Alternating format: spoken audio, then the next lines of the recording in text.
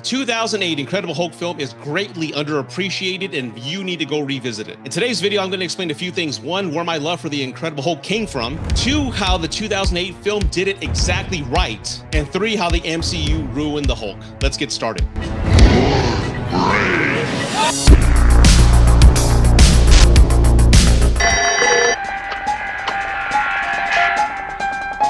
Dr. David Banner, physician, scientist. Growing up as a Gen Xer, there were two superheroes that were near and dear to my heart. That was the Incredible Hulk and Superman. The reason being the movies, that was Superman. I saw them all the time.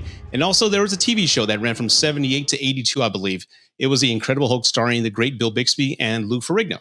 So the show was episodic, and each week David Banner, Bill Bixby would meet new people. He would connect with them. He usually selected like a job role that he was tremendously overqualified for because he was a brilliant scientist. He usually would be a janitor and such, and he'd help the businesses with, books or machinery because he was just so smart. Meanwhile, he'd connect with the people. Then those people usually had a nemesis or an enemy that would get involved, and then the Hulk would come in, intervene, but ultimately he had to break ties with those people, so he could never connect with anybody. And Bill Bixby brought compassion, humility, and as a viewer, you felt a great sense of sympathy for him because each week you wanted him to be happy. He wanted this curse to be removed from him, but he had to let go of people that he grew fond of. And each week the show would end with him hitchhiking with the Lonely Man piano song playing. And anybody who's a Gen Xer my age knows how that song is and how it hits you. Oh, straight to the feels. And meanwhile, you had Lou Ferrigno, who was a newcomer to acting. He wasn't as seasoned as Bill Bixby. He played the role with great humility and also like the monster in Frankenstein, a misunderstood character who would obviously attack those who attacked him, but he also showed compassion and he cared for certain characters like children or people who were under threat. Now, don't get me wrong, there's still moments of silliness within the show. I think there's one episode where the Hulk, they actually had Lou Ferrigno wrestle a bear, a real life bear, and then he throws a bear across the lake. So that's...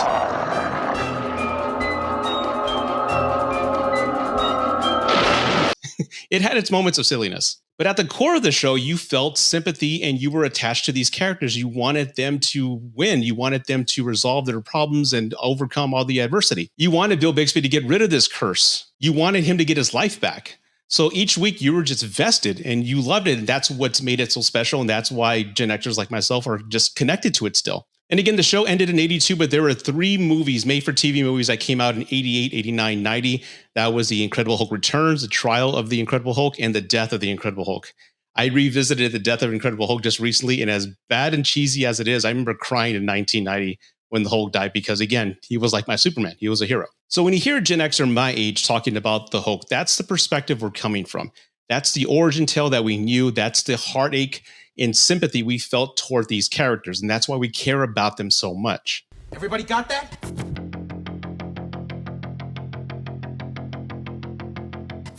I'm not like snobby about. I loved those like comics, and I subscribed to them. Yeah, I subscribe to Hulk. I love the Bill Bixby. Like he's it for me. He's always for anyone our age. Like he's know him walking away at the end of the show. Yeah, that's it. But Hulk is like the Prometheus, right? The guy who steals fire from the gods for people, but he gets burned doing it and is cursed. And that's how I thought about it. I was like, if we could do something like that leans into this guy who thinks he's going for something good that's going to help humanity, and he cracks open like the backside of God and takes something out that is not meant to be taken out, and now he's cursed. Now for me, I admire and love Edward Norton as an actor, and I love the approach he was going with. He loved the Nolan dark take in telling comic book stories to modernize it. So that's the approach he had pitched with Marvel, Kevin Feige, and that's the approach they love. Initially, Marvel loved that idea. Now, it wasn't until the end of production when Edward Norton started losing creative control of the Hulk. Kevin Feige and group decided to go a different route. They were going to use the Hulk as part of a collaborative team with the Avengers with a different tone and a different take. So having one character with one narrative going into a family fun narrative, that didn't make sense to them, so they decided to go ahead and go a different route with the Hulk, which Edward Norton didn't appreciate. And as a matter of fact, when the film was released, he didn't do any press work for it. Now, that being said, I love The Incredible Hulk. I just recently saw it again for the first time in over 8 years, and it's aged beautifully. It's the tone of the film feels like a serious take, that original tone that Edward Norton had spoken about. And also, it's an homage to the original Hulk series that I just spoke about. And the Hulk, what I love about this, it's treated like the Jekyll and Hyde.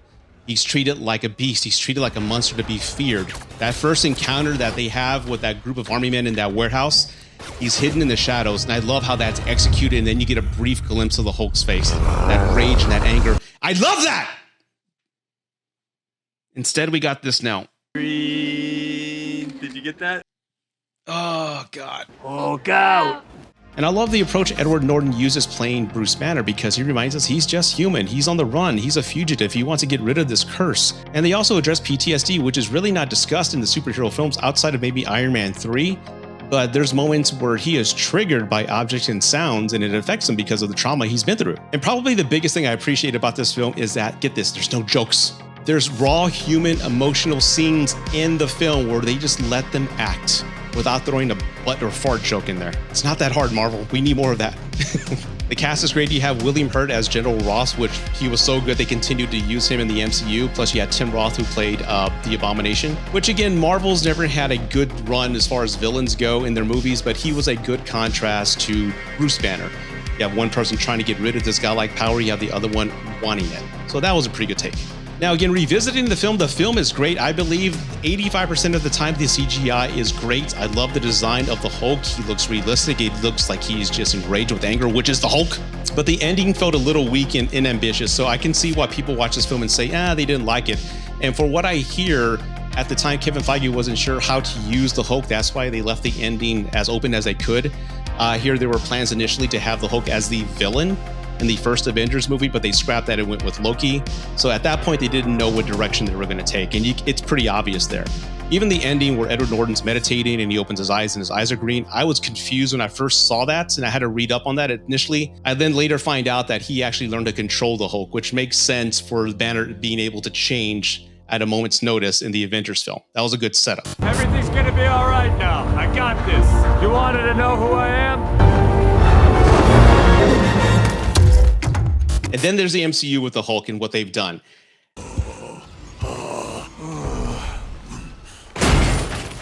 I was okay with the Avengers piece. I was even okay with Avengers 2. And again, because the Hulk hasn't had a solo film, it's because of the rights that are owned by Universal. Universal is the only studio that can release an Incredible Hulk solo film. That's why the rights that the MCU does have is with the Hulk being in ensemble films. That's the only way they can use them. So the use of him in the Avengers 1 and 2 were okay with me.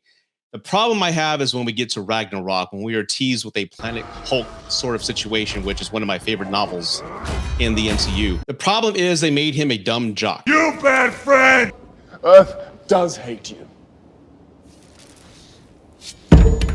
They made him not a commanding leader like they did in Planet Hulk. What if they're looking in the wrong direction? Hulk. Those from your old world did not understand you. They did not know you, not like we do. We've witnessed your true strength.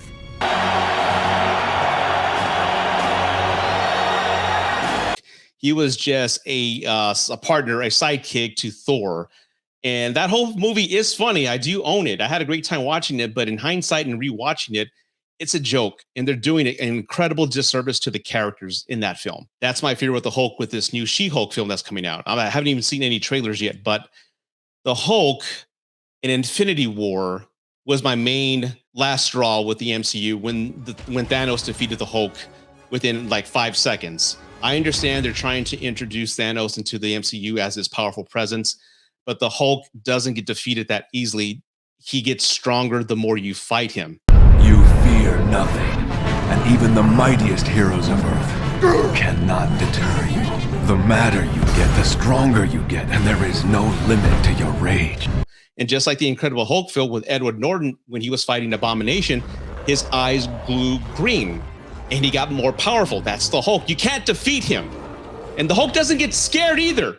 The fact that he didn't want to transform and help Banner, I just laughed while watching Infinity War. And again, it just took me out of the moment of the film because that's not the Hulk. He doesn't get scared.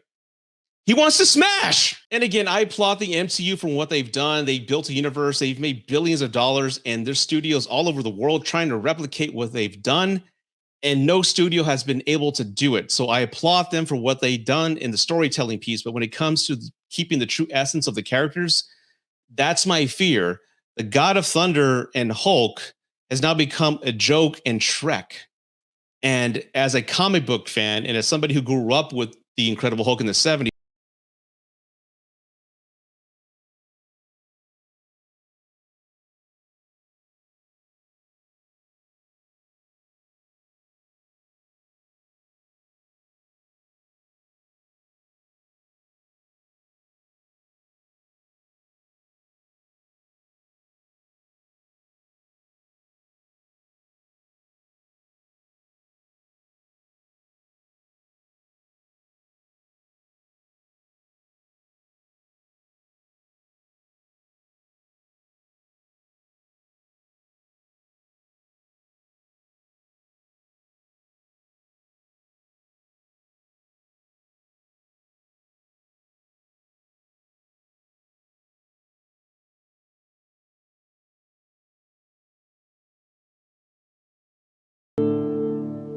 well, everybody, I hope you enjoyed the new format, my take on the Hulk. And if you did, let me know in the comments below. Please subscribe, like the video. I definitely want to hear from you. And I need more Patreons, please. I have 3 loyal Patreons right now. And I promise you now, whoever is my 4th Patreon, I will dedicate the next video to you. That being said, thank you for watching, everybody. Take care.